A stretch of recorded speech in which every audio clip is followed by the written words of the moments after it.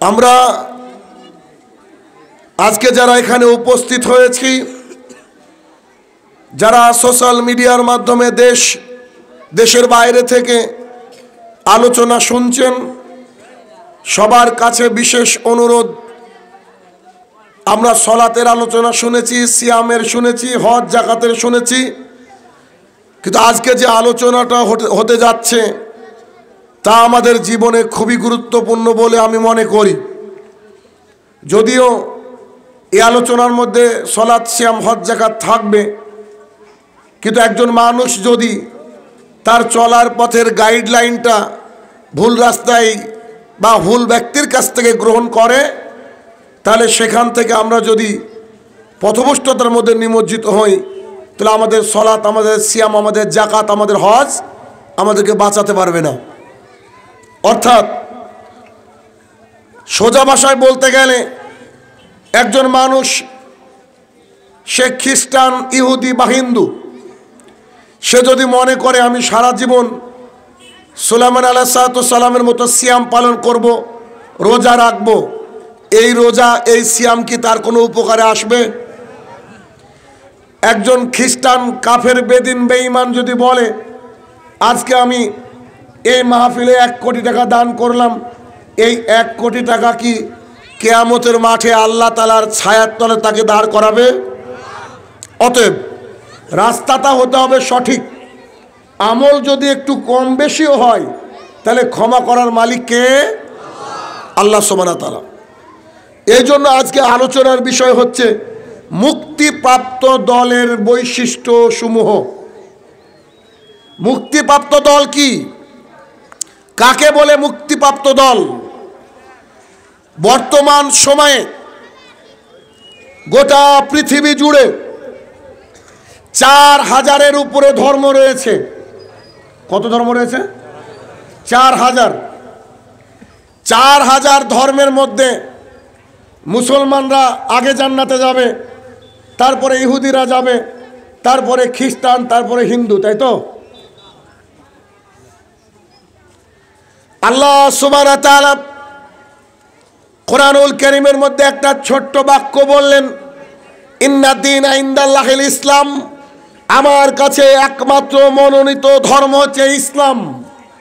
এই ছোট্ট বাক্যটা আমাদেরকে প্রমাণ করে দেয় পৃথিবীতে 4000 কেন, 4 কোটি কেন, 4 বিলিয়ন যদি ধর্ম থাকে, প্রত্যেকটা ধর্ম বাতিল, একমাত্র মনোনীত ধর্মের নাম হচ্ছে ইসলাম। তার মানে আল্লাহ তাআলার জমিনে বর্তমানে যত ধর্ম আছে, আগামী দিনে যত ধর্ম বের হবে, সে মানুষ তৈরি করুক অথবা জিন শয়তান যেই তৈরি করুক না কেন, কোনো ধর্ম দিয়ে আল্লাহ তাআলার কাছে সান্নিধ্য লাভ করা যাবে না। আল্লাহর যে জান্নাত আল্লাহ তৈরি করেছে, ওই জান্নাতের মধ্যে প্রবেশ করার কোনো সুযোগ নাই। মোট কথা, আল্লাহর জমিনে যত মানুষ আছে তাদের মধ্যে একমাত্র পরিত্রাণ যারা পাবে তারা হচ্ছে মুসলমান। ভেতরটাকে পরিষ্কার করতে হবে, একেবারে শক্ত করে নিজেকে বুঝতে হবে। অনেক মানবতা দরদী মানুষ এদেশে পাওয়া যায়, তারা যখন যে মঞ্চে যায়, সেই মঞ্চের নেতাদেরকে, সেই মঞ্চের মানুষদেরকে সাপোর্ট করে বলে যে শুধুমাত্র ইসলাম নয়, বরং গৌতম বুদ্ধ আমাদের সঠিক পথের কথা বলেছেন। নাউযুবিল্লাহ। এমনও এই বাংলার জমিনে মানুষ একসময় বলেছে, শুনেছি আমি, যে এবার দুর্গা দেবী রথে চড়ে এসেছে, নৌকাতে চড়ে এসেছে, তাই মানুষের জমিতে ফসল ভালো হয়েছে। আল্লাহ সুবহানাহু ওয়া তাআলা তার ফসলে উল্টে দিয়েছেন। কথা বুঝছেন আপনারা আমার? আচ্ছা আচ্ছা, বলেন দেখি, পৃথিবীতে 4000 ধর্ম আছে, তার মধ্যে কোন ধর্মকে আল্লাহ তাআলা গ্রহণ করবেন? ইসলাম। কনফার্ম তো? আচ্ছা, তার মানে কেউ যদি বলে ইসলাম, তাহলে তার কাছে সেকুলারিজম এটা বাতিল। বুঝলেননি? এই ধর্ম থেকে এতটুকু, ওই ধর্ম থেকে এতটুকু, এগুলো কি চলবে? চলবে না। আচ্ছা, তাহলে এটা প্রমাণ হলো যে পৃথিবীতে যত ধর্ম এসেছে, আসবে, আছে, সবগুলা বাতিল ইসলাম বাদ দিয়ে। এটা ক্লিয়ার হলো? আচ্ছা, এখন ইসলামের মধ্যে বিভিন্ন দল আছে না নাই? রাসূলুল্লাহ সাল্লাল্লাহু আলাইহি সাল্লাম স্পষ্ট করে কোন দলের নাম বলে দেননি। আল্লাহ রাসূল যদি বলতেন ফুরফুরা জান্নাতি, তাহলে আমরা সবাই বুঝতাম যে ফুরফুরা জান্নাতি। রাসূলুল্লাহ সাল্লাল্লাহু আলাইহি সাল্লাম যদি বলতেন ফুলতলি জান্নাতি, তা আমরা বুঝতাম যে ফুলতলি জান্নাতি। রাসূলুল্লাহ সাল্লাল্লাহু আলাইহি সাল্লাম যদি বলতেন হানাফি জান্নাতি, তাহলে আমরা নাই বুঝতাম যে হানাফি জান্নাতি। রাসূলুল্লাহ সাল্লাল্লাহু আলাইহি সাল্লাম তার জীবদ্দশায় কোনোদিন কোন একটা ফিরকা বা দলের নাম করে যাননি। সমগ্র দুনিয়ার বুকে প্রতিষ্ঠিত একটা ধর্ম হচ্ছে ইসলাম। ইসলামের মধ্যে রয়েছে নানান দল, এটা আমি বলি না, রাসূল সাল্লাল্লাহু আলাইহি সাল্লাম বলেছেন ইহুদিরা ৭২ দলে বিভক্ত, আমার উম্মত হবে ৭৩টা দলে বিভক্ত। কুল্লুহুম ফিন্নার, সবাই যাবে জাহান্নামে ইল্লা মিল্লাতি ওয়াহিদা, একটা দল শুধু বাদ দিয়ে সবাই জাহান্নামে চলে যাবে। সাহাবায়ে কেরাম বলছেন আল্লাহ রাসূল তারা কোন দল? তখন মুহাম্মদ সাল্লাল্লাহু আলাইহি ওয়াসাল্লাম বলে এই দেখো দেখো, আমি মুহাম্মদ সাল্লাল্লাহু আলাইহি ওয়াসাল্লাম যার উপরে আছি আর আমার খলিফায়ে রাশিদিন যার উপরে আছে তারা জান্নাতি, বাকি পৃথিবীতে সমস্ত দল জাহান্নামী। অত্র হাদিস থেকে প্রমাণ হয় যে মুসলমানের মধ্যে যে ৭৩টা দল হবে, ৭৩টার মধ্যে ৭২টা জাহান্নামী, একটা জান্নাতি। তার মানে সকল ধর্মের মধ্যে একটা ধর্ম যেটা আল্লাহ গ্রহণ করবে তার নাম হচ্ছে ইসলাম। আর ইসলামের মধ্যে ৭৩টা দল হবে, ৭৩টার মধ্যে ৭২টা বাতিল, একটা হচ্ছে আল্লাহ এবং আল্লাহ রসুলের দল। এবার আমাদেরকে খুঁজে বের করতে হবে যে কোন দলটা সেই দল, যে দল এর যদি আমি অনুসারী হই, ইতাআত করি, তাহলে সেই দল আমাকে মুক্তির দিকে নিয়ে যাবে। খুঁজতে হবে কি হবে না? অবশ্যই খুঁজতে হবে আমাদেরকে। কিন্তু মুহাম্মদ সাল্লাল্লাহু আলাইহি ওয়াসাল্লাম তো বলেননি। সাহাবায়ে কেরাম আল্লাহ রসুলকে বলেন, আল্লাহ রসুল সাল্লাল্লাহু আলাইহি ওয়াসাল্লাম বলেন তো আমাদের বাঁচার রাস্তা কি, আপনি আমাদেরকে বুঝান। তখন মুহাম্মদ সাল্লাল্লাহু আলাইহি ওয়াসাল্লাম মাটির উপর একটা দাগ টানলেন, এভাবে সোজা একটা দাগ টানলেন। দাগ টানার পর চারিদিকে এরকম অনেকগুলা দাগ টানলেন। মুহাম্মদ সাল্লাল্লাহু আলাইহি ওয়াসাল্লাম বলছে হাযা সিরাতাল মুস্তাকিম, এই যে আমি একটা দাগ টানলাম এটা সহজ সরল সোজা রাস্তা, সহজ সরল সোজা রাস্তা, সহজ সরল সোজা রাস্তা। আর বাকি দুই সাইডে যত দাগ টানলাম প্রত্যেকের মাথায় একটা করে শয়তান বসে আছে আর মানুষকে আহ্বান করছে, সবাই পথভ্রষ্ট। শুধুমাত্র একটা রাস্তা যেটা একেবারে সিধা, একেবারে সোজা, একেবারে স্ট্রেট, এইটা হচ্ছে মুক্তিপ্রাপ্ত দল। আবার আল্লাহ রসুল ক্লিয়ার করলেন না, যেমন করে আমরা চাইছিলাম তেমন করে বললেন না। তিনি বললেন ৭২টা, ৭৩টার মধ্যে ৭২টা জাহান্নামী, একটা জান্নাতি। দাগ টেনে বললেন একটা জান্নাতি, বাকি যারা আছে তাদের মাথায় বসে আছে কারা? শয়তান, আহ্বান করছে। এই জন্য দেখবেন সবাই নিজের নিজের পথে আহ্বান করে কি করে না। আপনাদের দেশের এমনও লোকের সন্ধান পাওয়া যায় যারা বলছে আমি যখন মারা যাব মৃত্যুকালে তোমরা ঢোলবাসি বাজাইও ও তরিকার ভাইও, বলে কি বলে না। ওদিকে চরমনাই সাহেব বলছে কিয়ামতের মাঠে আমি জাহাজ নিয়ে উপস্থিত হব। কিয়ামতের মাঠে যে নদী কোথা থেকে পাবে, পানি কোথা থেকে পাবে, হিসাবে ধরে না। আর এক দল উঠেছে মিস্টার সেলিমের দল, ও আবার বিড়িকে হারাম মনে করে না, আছে না নাই? কি দল? সেলিমের দল। কি নাম বলেন দেখি দলের? কত শয়তান আল্লাহর জমিনে আছে দেখেন। আরে বাপ, বাইজিদ খান পন্নির দলের কথা বলছি আমি, বুঝেননি বোধহয়। বাইজিদ খান পন্নি, উনি প্রকাশ্যে বিড়ি খেতেন। বলছে আপনি বুজুর্গ আলেম মানুষ বিড়ি খান কেন? বলছে বিড়ি প্রকাশ্যে খেলে অপরাধ কি, লুকে খেলে অপরাধ। কত দল আছে এদেশে।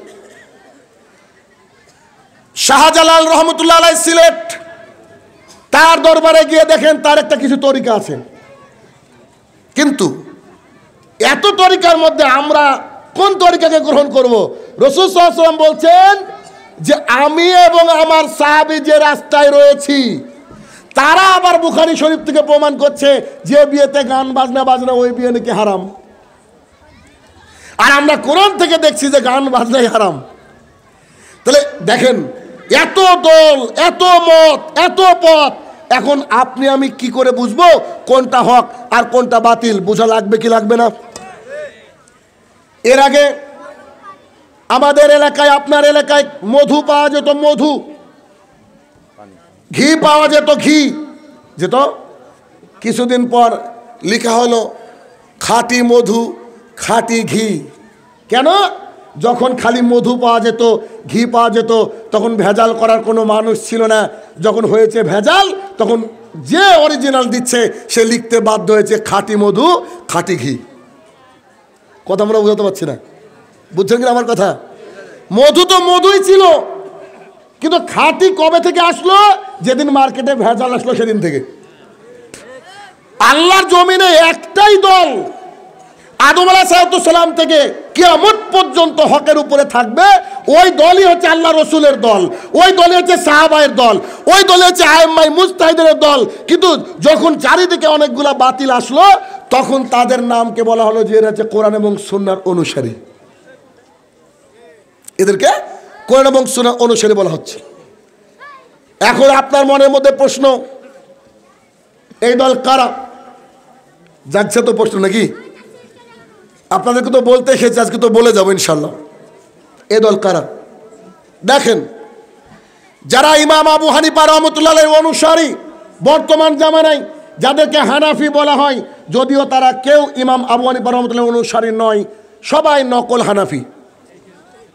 আল্লাহর জমিনে দায়িত্ব নিয়ে বলছি, যারা নিজেকে হানাফি দাবি করে এরা সবাই নকল হানাফি। জি, আসল হানাফি আছেন আমরা, আমি আসল হানাফি। আমাকে দেখেন কি আবু হানিফা রাহমাতুল্লাহ লিখছেন, ইজা সাওয়াল হাদিসি ফাওয়া মাযহাবি। তিনি বলছেন যেটা সহিহ হাদিস ওটা হচ্ছে আমার মাযহাব। আমি শাহিনুর রহমান যখন সালাত আদায় করতাম, কাতারে ফাঁকা রেখে সালাত আদায় করতাম। আমি শাহিনুর রহমান যখন সালাত আদায় করতাম, নামাজের মধ্যে গায়রিল মাগদুবি আলাইহিম ওয়ালাদ-দাল্লিন এটার পরে আমিন আমি বলতাম না। আমি শাহিনুর রহমান সালাত আদায় করলে এক গাদা নিয়াত মুখস্থ করে সালাত আদায় করেছি। আমি শাহিনুর রহমান যখন সালাত আদায় করতাম একবার আঙুল তুলেছি, কন্টিনিউ আঙুল লড়াইনি। যেদিন আমি হক পথ, হক দল, হক হাদিস এবং সুন্নাহ আমার সামনে প্রতিবাদ হলো, বুঝতে পারলাম বুকের উপরেই হাত বাঁধতে হবে, বুঝতে পারলাম আঙুল ক্রমাগতই নড়াতে হবে, বুঝতে পারলাম রাসূল সাল্লাল্লাহু আলাইহি ওয়াসাল্লাম বলেছে তোমার আমিন আর ফেরেশতাদের আমিন যদি মিলে যায়, তোমার যদি সমুদ্রের ফেনা সম পরিমাণ পাপ থাকে, আল্লাহ তাআলা তোমার পাপকে ধুয়ে মুছে সাফ করে দিবেন। যেদিন বুঝতে পারলাম পায়ে পা কাঁধে কাঁধ মিলিয়ে সালাত আদায় করলে আল্লাহ তাআলা বলছেন জান্নাতে তার জন্য আমি একটা ঘর নির্মাণ করেছি। যেদিন বুঝতে পারলাম, যেদিন এগুলোকে মেনে নিলাম, সেদিন থেকে আমি পাক্কা হানাফি হলাম। কেন? কারণ ইমাম আবু হানিফা রাহমাতুল্লাহ আলাইহি বলছেন ইজা সাওয়াল হাদিসি ফাওয়া মাযহাবি, যেটাই সহিহ হাদিস ওটাই আমার মাযহাব।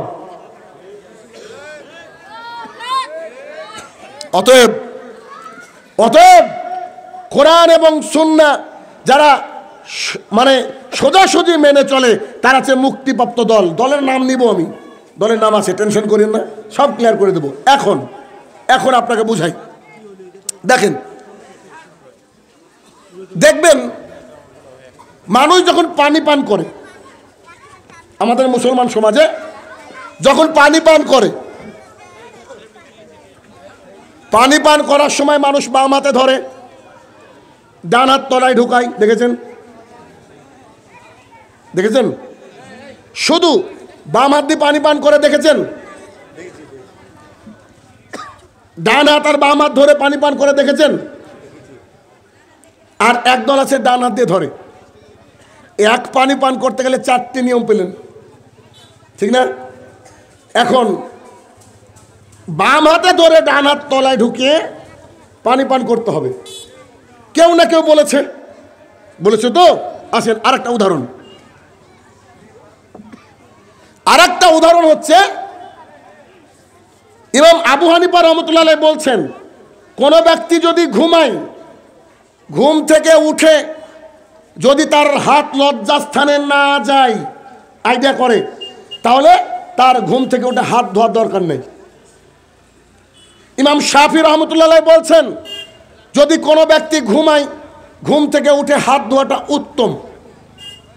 আরেকজন ইমাম বলছে যদি ঘুম গভীর হয় তো হাত ধুতে হবে, আর যদি গভীর না হয় ধোয়ার দরকার নেই।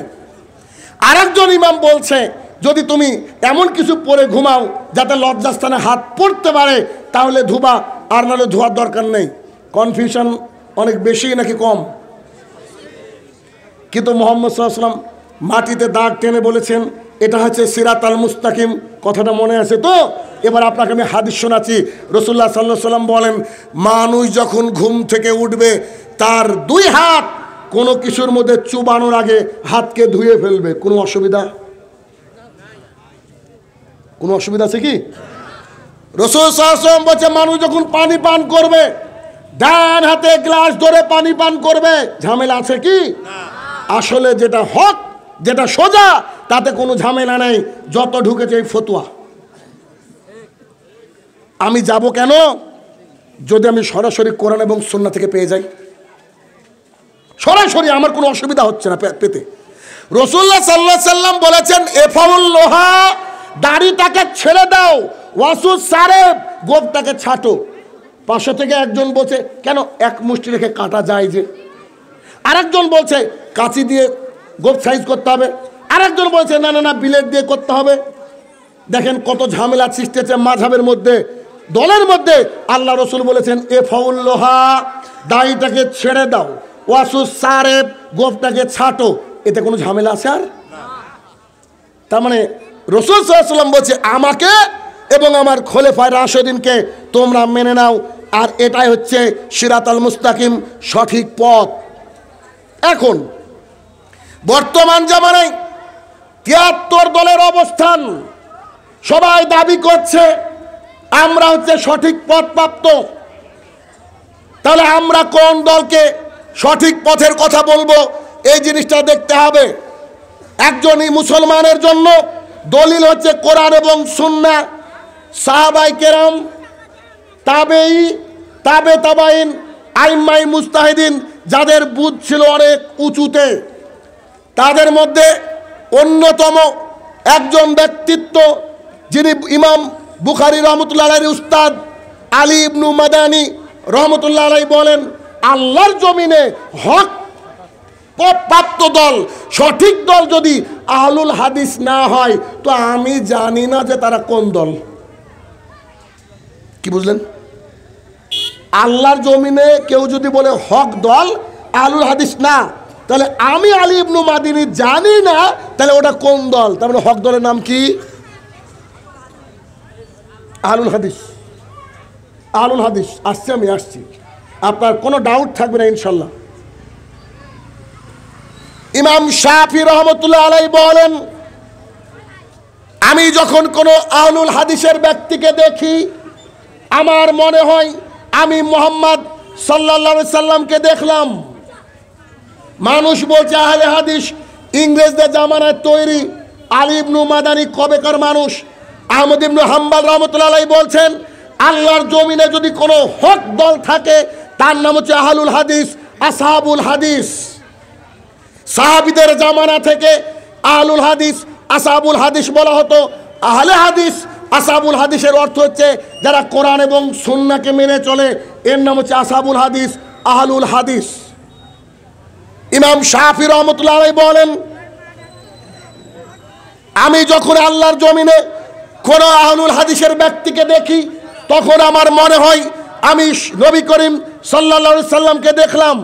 আপনার প্রশ্ন হতে পারে আহলুল হাদিস হবে আল্লাহ রসুলের মতো দেখতে, তার মানে আমাদের সোসাইটিতে, আমাদের সমাজে কোনো ব্যক্তি যদি টাকনুর নিচে কাপড় পরে ও যদি বলে আমি আহলে হাদিস, বুঝে নিতে হবে ওই লোক বাটপার।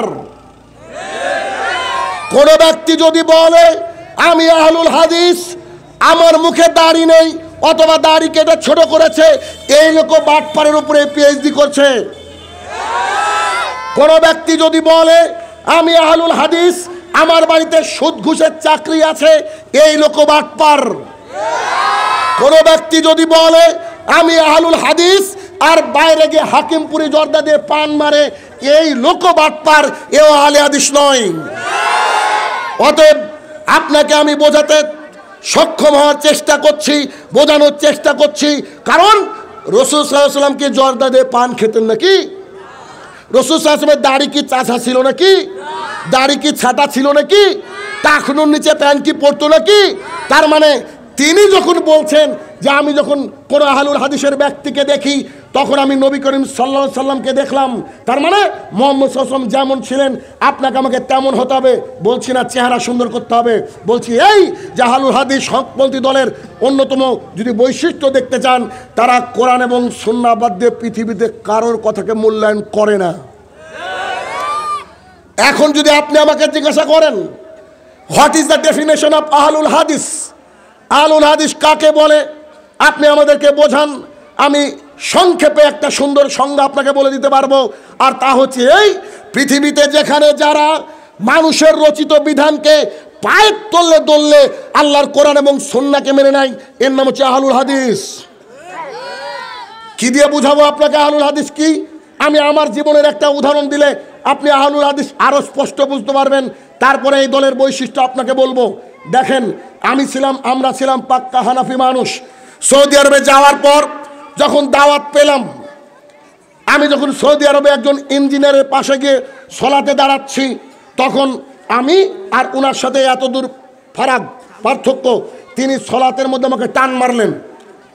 এ দৃশ্য প্রথম দেখলাম। আরে সলাতের মধ্যে টান মারে মানে তো বিয়াদব লোক মনে মনে ভাবছি।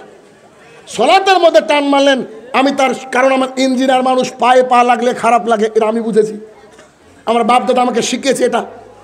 তখন তিনি আমাকে টান মারলেন, টান মারার পরে সলাত শেষ করে বলছে যখন তুমি সলাতে দাঁড়াবে তখন পায়ে পা কাঁধে কাঁধ মিলে দাঁড়াবে। উনি আমাকে ইংরেজিতে বলেছেন, আমি আপনাদের বাংলায় বললাম। তা আমি বললাম যে স্যার আমি যদি সলাত আদায় করি কোন কিতাবটা পড়লে ভালো হবে? তিনি আমাকে নিয়ে চলে গেলেন লাইব্রেরিতে। ওখানে প্রত্যেকটা মসজিদে লাইব্রেরি থাকে সৌদি আরবের বুকে, আর আমাদের মসজিদে থাকে না কেন? আমাদের তো পড়ার দরকারই হয় না, আমরা তো মুকাল্লিদ, মানে হুজুর যা করেছে আমরা তাই করা লোক বেশিরভাগই। তো সূরা ফাতিহা পড়া বাদ দিয়েছে মানুষ হুজুরের জন্য, আর বিড়িকে মাকরু বলেছে মানুষ হুজুরের জন্য। উনি আমাকে নিয়ে গেলেন, আ কমপ্লিট গাইড অফ সোলা বলে একটা বই দিলেন ইংরেজিতে, যার লেখক হচ্ছে নাসিরউদ্দিন আলবানী রহমতুল্লাহ আলাইহি। ডক্টর জাকির নায়েকের মুখে থেকে শুনেছিলাম। বইটা যখন পড়লাম, পড়ে দেখছি যে আমি যা করি তার উল্টোটা হচ্ছে সহিহ হাদিস। জি বুঝতে পারেননি? আমরা যা করি তার উল্টোটা সহিহ হাদিস। কেমন? এক, আমরা গিয়ে মসজিদ আগে বসে পড়তাম। রাসূল সাল্লাল্লাহু আলাইহি ওয়াসাল্লাম বলছে শোনো, তুমি যদি মসজিদে আসো তোমার আদব হচ্ছে 2 রাকাত সালাত আদায় করে তারপরে বসবা। যদি পাশে কোনো হানাফি ভাইদের মসজিদ থাকে, কালকে গিয়ে জোহরের সলাতে দেখবেন মানুষ দৌড়ে এসে আগে বসে তারপরে সলাত শুরু করে, ঠিক হাদিসের বিপরীত। দলিল আবু হুরায়রা রাদিয়াল্লাহু তাআলা আনহু বলেন রাসূল সাল্লাল্লাহু আলাইহি ওয়াসাল্লাম খুতবা দিচ্ছিলেন। খুতবা মানে খুব কঠিন, কেউ কথা বলতে পারে না। আরে কথা তো বলতে পারে না, খুতবার মধ্যে কেউ যদি একটু ঘুমায় বা কোনো কথা বলে, তাকে যদি আপনি আমি বলে দাঁড়ান, মুহাম্মদ সাল্লাল্লাহু আলাইহি ওয়াসাল্লাম বলছে তোমার নামাজ নষ্ট হয়ে যাবে, তোমার সালাত নষ্ট হয়ে যাবে। কেন? খুতবার মধ্যে কোনো কথা চলে না, খুতবার মধ্যে কোনো কথা চলে না। রাসূল সাল্লাল্লাহু আলাইহি ওয়াসাল্লাম দাঁড়িয়ে খুতবা দিচ্ছেন এইভাবে। যখন তিনি দাঁড়িয়ে খুতবা দিচ্ছেন, একজন ব্যক্তি এসে বসে পড়েছে। কেন? এত বড় মানুষ দাঁড়িয়ে কথা বলছে, এখন যদি আমি কিছু করি খারাপ লাগবে। হয়তো তিনি ভাইরা আমার একটু ওদিকে দেখেন তো, রাসূল সাল্লাল্লাহু আলাইহি ওয়াসাল্লাম খুতবা দিচ্ছেন, সঙ্গে সঙ্গে একজন ব্যক্তি এসে বসে গিয়েছেন। বসার সাথে সাথে মুহাম্মদ সাল্লাল্লাহু আলাইহি ওয়াসাল্লাম খুতবাকে থামিয়ে দিয়ে বলছে ইয়া ফুলান আনতা কুম, এই কে বসলা? দাঁড়াও দাঁড়াও দাঁড়াও দাঁড়াও। উঠে বলছে জি আমি বসেছি। তুমি কি সালাত আদায় করেছো? মুহাম্মদ সাল্লাল্লাহু আলাইহি ওয়াসাল্লাম খুতবা থামিয়ে দিয়ে বলছে, তখন বলছে লা ইয়া রাসূলুল্লাহ, না না না আমি তো সালাত আদায় করিনি। তখন মুহাম্মদ সাল্লাল্লাহু আলাইহি ওয়াসাল্লাম বলছে সাল্লু রাকাতাইন কাবলা ইজলিস, বসার পূর্বে 2 রাকাত সালাত আদায় করতে হবে, এটা হচ্ছে মসজিদের আদব। এখন আপনাকে বলি আদবের বিপরীতকে কি বলা হয়? তার মানে যত লোক মসজিদে গিয়ে বসে বসে বিয়াদব। প্রথমে হয় মসজিদে দাঁড়িয়ে থাকতে হবে জামাতের জন্য, আর যদি একান্তই বসতে হয় you have to pray twice, minimum twice, minimum আপনাকে 2 রাকাত সালাত আদায় করতে হবে, তারপরে বসতে হবে, নাহলে পারমিশন নাই বসা। 2, রাসূল সাল্লাল্লাহু আলাইহি ওয়াসাল্লাম বলছেন তোমরা পায়ের সাথে পা, কাঁধের সাথে কাঁধ মিলে সালাত আদায় করো। আমরা আধাত ফাঁকা করে দাঁড়াই, হানাফি যা করে তার উল্টোটা সহিহ হাদিস। 3, গিয়ে যায় নামাজের দোয়া ইন্নী ওয়াজ্জাহাতু পড়া হয়, ইমাম বলে হাত বেঁধে নিলেন, হাত বেঁধে নেওয়ার পর ইমামের ফাতিহা তাদের জন্য যথেষ্ট। আর যিনি ইমাম বুখারী রহমতুল্লাহ আলাইহি পৃথিবীর বুকে সবচেয়ে শ্রেষ্ঠ গ্রন্থের নাম হচ্ছে কোরআন, কোরআনের পর বিশুদ্ধ গ্রন্থের নাম হচ্ছে বুখারী, তিনি নিজেই কিতাব লিখছেন, যে কিতাবের মধ্যে প্রায় 350 খানা হাদিস এনে বলছেন যে ব্যক্তি সালাত আদায় করে সূরা ফাতিহা পড়ে না, ওর সালাত বাতিল বাতিল বাতিল। তার মানে হুজুর বলেছে যে আমার সূরা ফাতিহা তোমার জন্য যথেষ্ট, তোমাকে পড়া লাগবে না। তার মানে তারা যা করে তার উল্টোটা সহিহ হাদিস।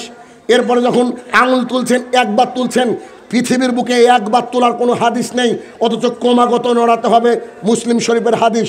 ওনারা যা করছেন তার উল্টোটা সহিহ হাদিস। এরপরে যখন আপনি সালাম ফিরে দিয়েছেন, সালাম ফিরে দিয়ে মাথায় হাত, দোয়া পড়ে কি বলে না? দৃশ্য দেখেছেন?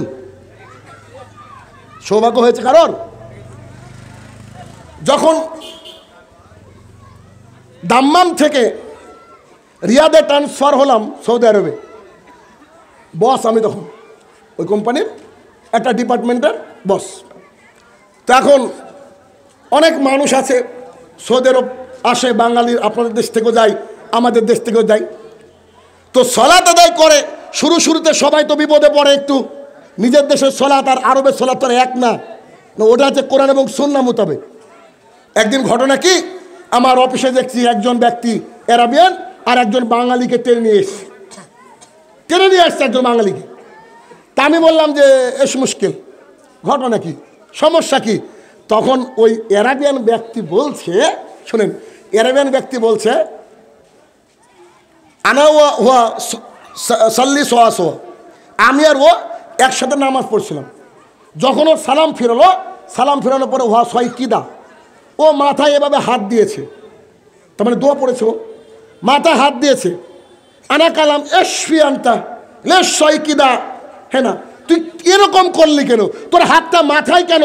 আনা ফাক্কার ওয়াফি সাল্লি খারবাইন, আমার মনে হয় ও বোধহয় নামাজ ভুল করেছে, তার জন্য বলছে হাই আল্লাহ কি করলাম। সৌদিয়ান বুঝেছে, এটা আমার অফিসের ঘটনা বলছে, সৌদিয়ান বুঝেছে। তখন উনি বলছেন যদি সলাৎটা নষ্টই হয় তো আনতা সাহু সেজদা, যদি খারাপই হয়, কোনো ঘাটতি হয়, তুই সাহু সেজদা দিবি, তো মাথায় হাত দিলি কেন? আমি ওই ভাইকে বললাম যে ভাই क्या आपका प्रॉब्लम क्या है? তো ও যখন কথা বলতে লাগলো বুঝলাম যে বাঙালি। আমি বললাম যে আমিও বাঙালি কলকাতার, আপনি বাংলায় বলেন কি ব্যাপার? তো বলছে ভাই আমি তো ওরকম করিনি, আমি মাথায় হাত দিয়েছে দোয়া পড়েছি। আচ্ছা না, এবার দোয়া পড়েছি। এখন সৌদি আরবের মানুষটার এই দোয়া কোনদিন দেখেও নি শুনেও নি। তখন ওই ব্যক্তিকে আমি আবার বললাম যারা ভাই ও তো দোয়া করেছে, তো বলছে ইন্না লিল্লাহি আনা মাফি মালুম হাদা দোয়া, বলছো আল্লাহ গো আমি নিজেও জানি না যে এরকম একটা দোয়া আছে। কি বুঝবেন আপনি? সালাত শেষ করে রাসূল সাল্লাল্লাহু আলাইহি ওয়াসাল্লাম বলছে কোনো ব্যক্তি যদি আয়াতুল কুরসি পাঠ করে ওই ব্যক্তি জান্নাতে যাবে। সাহাবাই কেরাম বলছে কখন যাবে? বলছে মরলেই জান্নাত, মরেনি তাই জান্নাতে যায়নি। হুজুর যে সালাম ফিরে একটা সৃষ্টি করলো সেটা তো করলো সঙ্গে সঙ্গে আল্লাহুম্মা আমিন 33 তো পড়তে দিল না সূরা আরও অন্যান্য যে কুন্নাস ফালাক পড়তে তাও তো দিল না, সঙ্গে সঙ্গে হুজুর এটা করে বলছে বারহাক লা ইলাহা ইল্লাল্লাহ, নামাজ শেষ। তার মানে এরা সালাত আদায় করে, ঠিক উল্টোটা হচ্ছে সহিহ হাদিস। এবার এটাকে হজম করব কি করে? এত বছর যাবত এটা করে এসেছে, হজম হয় নাকি? রেফারেন্স দেখলাম, দলিল খুঁজলাম, দলিল খোঁজার পরে দেখছি জি এটাই হচ্ছে আহলুল হাদিসের বৈশিষ্ট্য, এটাই হচ্ছে কোরআন এবং সুন্নাহ। যারা পৃথিবীতে যেখানে যারা মানুষের রচিত বিধানকে সাইডে রেখে আল্লাহর কোরআন এবং সুন্নাহকে মেনে নেয়, এর নাম হচ্ছে আহলুল হাদিস। সেদিন থেকে আহলে হাদিস হলাম, পাক্কা হানাফি ঘরের সন্তান। মসজিদ থেকে বয়কট করা হয়েছে আমাদেরকে সমাজ থেকে এক ঘরে করা হয়েছে। পরিস্থিতি কত ভয়াবহ, আর আমি যে কেমন আহলে হাদিস হয়েছি একটা বৈশিষ্ট্য দিলে বুঝতে পারবেন, কারণ আপনারা তো বাপ দাদা ধর্ম থেকে পেয়েছেন। বাপ দাদার আহলুল হাদিস হানাফির চেয়ে ডবল খারাপ। না ঠিক হবে না আমি জানি তো, বেশিরভাগই ইল্লামান রাহিমা রাব্বি, যাদেরকে আল্লাহ হেদায়েত দিয়েছে রহমত দিয়েছে তারা বাদ দিয়ে। আমি তো দেশ বিদেশ ঘুরছি, আমি দেখতে পেয়েছি। আপনাকে দেখেন, আমি শাহিনুর রহমান নতুন আহলে হাদিস কেমন, আহলে হাদিসটা কি, আমি যে গ্রামের মানুষ বিয়ে করেছি ওই গ্রামে আমার স্ত্রী ওই যে ক্যারি ব্যাগ বুঝেন কিনা, পলিথিনের ক্যারি ব্যাগ, তার মধ্যে একটা মোবাইল নিয়ে তার দাদার বাড়িতে যাচ্ছিল হেঁটে হেঁটে। হঠাৎ করে ক্যারি ব্যাগটা ফুটো ছিল, মোবাইলটা পড়ে গিয়েছে। তার দাদার বাড়ি এলাকার বড় মসজিদের সামনে, যে মসজিদ থেকে সুন্দর করে আমাদেরকে বের করে দেওয়া হয়েছে, বুঝলেন। তো যখন দেখলো মোবাইলটা হারিয়ে গিয়েছে, অন্য মোবাইল থেকে ফোন দিয়ে আমার স্ত্রী বলছে মোবাইলটা ছিল রাস্তায় পড়ে গিয়েছে, এখন ফোন করছি দেখছি সুইচ অফ। তা আমি বললাম যে পাকা লোকই পেয়েছে, সুইচ অফ করেছে মানে তো দিবে না। আমি বললাম হে আমার প্রতিপালক, যে নিয়েছে তাকে ক্ষমা করো। কি করবো, ভাইটা আমার জন্য কিয়ামতের মাঠে কেন দাঁড়াবে ভাই? একটা মোবাইলের দাম কত? 8-10 হাজার টাকা, যাক খালি বলি। তো আমি বললাম ঠিক আছে তুমি বাড়িতে আসো, অসুবিধা নেই, মোবাইল একটা কিনে নেব। সন্ধ্যাবেলা মাগরিবের সালাত শেষ, ছেলেকে ঘুমানোর জন্য মশারি টাঙান আপনারা, মশার জন্য। জি, ঢাকায় দেখলাম যে মানুষের মশা পুষে, এই বড় বড় মশা, সুবহানাল্লাহ। তো মশারি টাঙাচ্ছি, হঠাৎ করে বড় মসজিদের মাইক থেকে আওয়াজ আসছে, আসসালামু আলাইকুম, শাহিনুর রহমানের একটি ছোট মোবাইল হারিয়ে গিয়েছে, আপনারা যদি কেউ পেয়ে থাকেন আমাদের মসজিদে দিবেন অথবা তার বাড়িতে দিয়ে আসবেন। এভাবে দুবার ঘোষণা করে দিল। যখন ঘোষণা শেষ হলো, আমি এইরকম আওয়াজে বলছি, হে আমার প্রতিপালক, শাহিনুর রহমান যেন মোবাইলটা না পাই, আল্লাহুম্মা আমিন। আমি বলেছি, কথা হাসিন না ভাইয়ের আমার, বুঝবেন এর মধ্যে কথা আছে। আমার স্ত্রী সঙ্গে সঙ্গে চট করে, ও জানতো না, উঠে বলছে আরে বাবা এটা তো তুমি শাহিনুর রহমান, তোমার মোবাইল হারিয়েছে। তাই কেউ একজন জেনেছে, আমি তো বলিনি, কেউ একজন জেনেছে, মসজিদের মাইক থেকে ঘোষণা হচ্ছে। আমি আমার স্ত্রীকে বললাম আমি বুখারী, মুসলিম, আবু দাউদ, তিরমিজি, নাসাই থেকে 13খানা হাদিস জানি, যেখানে মুহাম্মদ সাল্লাল্লাহু আলাইহি ওয়াসাল্লাম বলছে মসজিদ থেকে কেউ যদি কোনো কিছুর হারানোর সংবাদ জাতির সামনে প্রচার করে তার জন্য বদদুয়া করতে হবে। মোবাইল শাহিনুর রহমানের হোক, ওর বাপের হোক, পৃথিবী নরেন্দ্র মোদীর হোক, তারপরেও মোবাইলের জন্য বদদুয়া হবে। কেন? আমি আহলুল হাদিস, আমাকে আল্লাহ রসুল মসজিদ থেকে দোয়া যখন এরকম করতে বলেছে তখন বদদুয়া করতে বলেছেন, আমি আমার মোবাইল হোক আর যার মোবাইলে বদদুয়া হবে। এ চাইলে হাদিস, কথা বুঝাতে পেরেছে এবার? তার মানে ছেলে প্যান্টটাকে জড়িয়ে এসেছে। এখন আপনাকে আমি বলবো, মুসলিম শরীফ হাদিস নম্বর 195, 195, যার প্যান্ট টাকনুর নিচে যাবে, যার জুব্বা, যার লুঙ্গি টাকনুর নিচে যাবে, আল্লাহ তাআলা কিয়ামতের মাঠে তার দিকে তাকাবেন না, তাকে মুক্ত করবেন না, আর সেই অংশটুকু জাহান্নামে যাবে। এই কথা শোনার পর সারা রাত্রে আপনি ঘুমাতে পারবেন না। সকাল হলে প্রথমে গিয়ে টেলারের কাছে গিয়ে বলবেন, বাবা আমার এই দুটো প্যান্টকে কেটে দাও, এর নাম হচ্ছে আহলুল হাদিস। এত হক কথা জাতির সামনে বলার পরেও মানুষ বিভ্রান্তির শিকার হয় কি করে, এ কথা বুঝতে পারি না। অতএব আলী ইবনু মাদানী রহমতুল্লাহ আলাই, আহমদ ইবনু হাম্বল রহমতুল্লাহ আলাই, ইমাম শাফি রহমতুল্লাহ আলাই, বেশ কিছু সাহাবায়ে কেরাম পর্যন্ত এই কথাই জাতির সামনে প্রকাশ করেছেন, এই কথাই বলেছেন যে যারা আল্লাহর জমিনে হকপন্থী দল তারা হচ্ছে আসহাবুল হাদিস, আহলুল হাদিস, কোরআন এবং সুন্নাহ মাননেওয়ালা। এখন আমার কোনো হানাফি ভাই থাকতে পারেন, কোনো শাফি ভাই থাকতে পারেন, কোনো ভাই থাকতে পারেন, কিন্তু আল্লাহ রাসূল সাল্লাল্লাহু আলাইহি ওয়াসাল্লাম বলছে যারা সত্যের সাথে মিথ্যা কথাকে মিশ্রিত করে তাদের কিয়ামতের ভাগ্যে খারাপ আছে, কিয়ামতের মাঠে তার ভাগ্যে খারাপ আছে। এখন আমি কিয়ামতের মাঠের টেনশন করব না আপনার, বলেন, বুঝেননি? শোনেন, তাই তো বলছি, হুজুর বক্তৃতা দিতে উঠেছে, কেউ মিডিয়া বলছে যে 25 লাখ মানুষ হয়েছে। 25 লাখ মানুষ ধরতে পারে এমন ফিল্ড, এমন জায়গা বাংলাদেশে আছে? মানুষ মিথ্যা কথা বলার সময় যদি গাঁজাও খায় তো ওই গাঁজায় কি এক্সপায়ারি নাকি?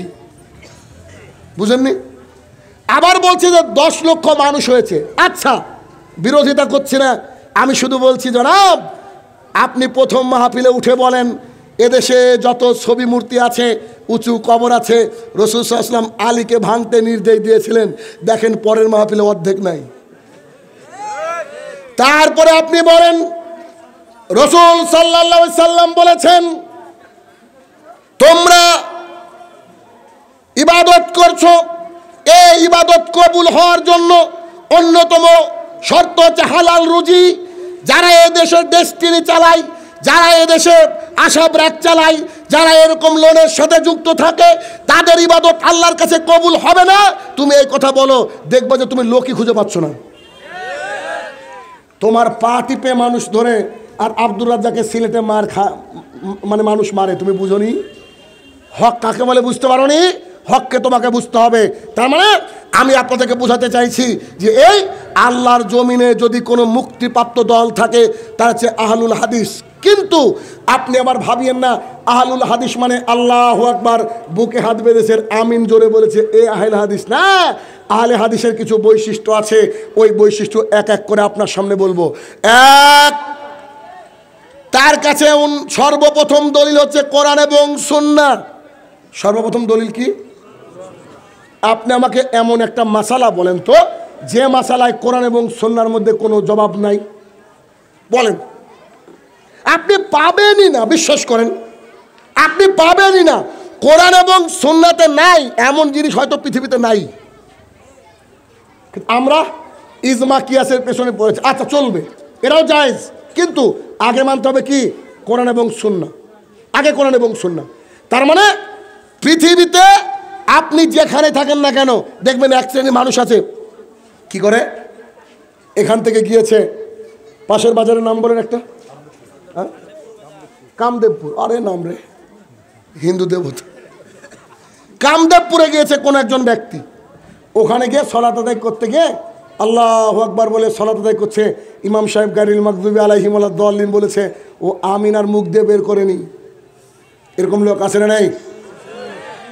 মনে করছে ঐক্য তৈরি করেছে, হচ্ছে গোল আলু, বুঝেননি? আমিন আমি কিয়ামত পর্যন্ত বলবো। কেন? আল্লাহ রসুল বলছে তুমি যখন ইমামের পিছনে থাকো আমিন বলো, তোমার আমিন, ইমামের আমিন আর ফেরেশতার আমিন যদি মিলেমিশে একাকার হয়, তোমার যত পাপ আছে তা যদি সমুদ্রের উপরে ফেরা পরিমাণ হয়, আমি আল্লাহ তাআলা সমস্ত পাপকে ক্ষমা করে দেব। তাহলে আহলুল হাদিস মুক্তিপ্রাপ্ত দলের প্রথম বৈশিষ্ট্য, তারা কোনো মত, কোনো ইজম, কোনো কারুর অন্ধ তাকলিদ করে না, তারা কারোর মুকাল্লিদ নয়। তারা যদি কারোর অন্ধ তাকলিদ করে, আল্লাহর জমিনে একজন ব্যক্তি, তার নাম হচ্ছে মুহাম্মদ সাল্লাল্লাহু আলাইহি সাল্লাম। আপনাকে আমি কি দিয়ে বুঝাবো? আপনি দেখেন উমর ইবনুল খাত্তাব রাদিয়াল্লাহু তাআলা আনহু, রাসূল সাল্লাল্লাহু আলাইহি ওয়াসাল্লাম বসে আছেন আর তিনি এখানে বসে আছেন। তিনি একটা তাওরাতের নুসখা পেয়েছেন। তাওরাত আল্লাহর তরফ থেকে নাজিলকৃত কিতাব, হক কিতাব, সত্য কিতাব। তিনি তাওরাতটাকে পড়ছেন পাশে বসে। হঠাৎ করে আবু বকর রাদিয়াল্লাহু তাআলা আনহু আসলেন, এসে দেখছেন রাসূল সাল্লাল্লাহু আলাইহি ওয়াসাল্লামের মুখটা একদম লাল বর্ণ ধারণ করেছে। খুব রেগে গেলে মানুষ, ফর্সা মানুষ লাল হয়ে যায়, রাসূল সাল্লাল্লাহু আলাইহি ওয়াসাল্লাম লাল হয়ে গেছে। তখন তাকে বলছে কি ব্যাপার উমর, তুমি করো কি? তো বলছে যে কই কি করি, আমি তো তাওরাত পড়ছি। তখন তিনি বলছেন তুমি আল্লাহ রসুলের দিকে তাকিয়ে দেখো। আমি তার দিকে তাকিয়ে দেখলাম, দেখে আমার মনে হলো যে তিনি কষ্ট পেয়েছে। আমি সঙ্গে সঙ্গে বললাম, হে আল্লাহ রসুল, আমার আব্বা আমার আম্মা আপনার উপরে কুরবান হোক, আপনি আমাকে বলেন ঘটনা কি? তখন মুহাম্মদ সাল্লাল্লাহু আলাইহি ওয়াসাল্লাম বলছে, আরে তুমি আমার পাশে বসে তাওরাত পড়ছো, লাউ কানা মুসা হাইয়ান, এখন যদি মুসা জীবিত হয়, মুসাকে কালিমুল্লাহ, আল্লাহর রসুল, আল্লাহর জমিনের শেষ নবী মুসা আলাইহিস সালামের নাম আল্লাহ তাআলা কোরআনে সবচেয়ে বেশি বলেছেন। এত বড় নবী তিনি, যে নবীর সাথে সরাসরি আল্লাহ কথা বলেছেন, যাকে কালিমুল্লাহ বলা হয়, তার নাম হচ্ছে মুসা আলাইহিস সালাম। তিনি এত বড় নবী, আল্লাহ 50 ওয়াক্ত সালাত দিয়েছিলেন মুসলমানকে, তার কাছে এসে ঘুরে ঘুরে গিয়ে 5 ওয়াক্ত সালাত করা হয়েছে। তিনি এত বড় মাপের নবী, যিনি ফিলিস্তিনের ওই যে বাইতুল মুকাদ্দাসের মসজিদের ঢিলছোড়ার দূরত্বের জায়গায় তিনি আছেন। তিনি এত বড় নবী, তাকে আসমানি কিতাব দেওয়া হয়েছে। মুহাম্মদ সাল্লাল্লাহু আলাইহি ওয়াসাল্লাম কানা মুসা হাইয়ান, আজকে যদি মুসা জীবিত হয় সেও আমার পেছনে থাকবে আর তুমি তার কিতাব পড়ো। হ্যাঁ, কথা বোঝাতে পেরেছি? মানে মুসা আসলে কাকে মানবে? মুসার যে গ্রন্থ আল্লাহ দিয়েছে ওকে আর চলবে কি? ওরা চলবে না। কেন? মুহাম্মদ সাল্লাল্লাহু আলাইহি ওয়াসাল্লাম চলে গেছে আর তুমি আজকে তাওরাত পড়ো। এবার হুজুর বলছে যে আমার হুজুর বলেছে। কিসের তোমার হুজুর গো? হ্যাঁ, যেখানে মুসা আলাইহিস সালাম চলে না। দলিল ছাড়া ইসলামে কোনো কিচ্ছু চলবে না। তাহলে আউলুল হাদিসের প্রথম বৈশিষ্ট্য, যদি কেউ কিছু আপনাকে জিজ্ঞাসা করে প্রথমে কি বলবেন? কুল হাতু বুরহানাকুম, কই দলিলটা দেন তো দেখি। দলিল লাগবে। এখন আপনাদের প্রশ্ন হতে পারে দলিল কবে থেকে আবিষ্কার হলো? জি, যেদিন থেকে পৃথিবী সৃষ্টি হয়েছে, আল্লাহ ধর্মকে পাঠিয়েছেন আল্লাহর জমিনে, সেদিন থেকে দলিল আছে। দলিল দেখেন, আব্দুল্লাহ ইবনে মাসউদ রাদিয়াল্লাহু তাআলা আনহু বলেন, আল্লাহর লানত, মহিলারা একটু ভালো করে, আল্লাহর লানত ওই মহিলাদের উপরে যে মহিলারা উল্কি আঁকে। উল্কি কি? ইংরেজিতে যার নাম হচ্ছে ট্যাটু। বর্তমানে চলছে ঘাড়ের এখানে, পেছনে, কোমরে, কত জায়গায় এখন ট্যাটু করছে। বিভিন্ন মেলায় বসে ট্যাটু মারে, দেখেছেন?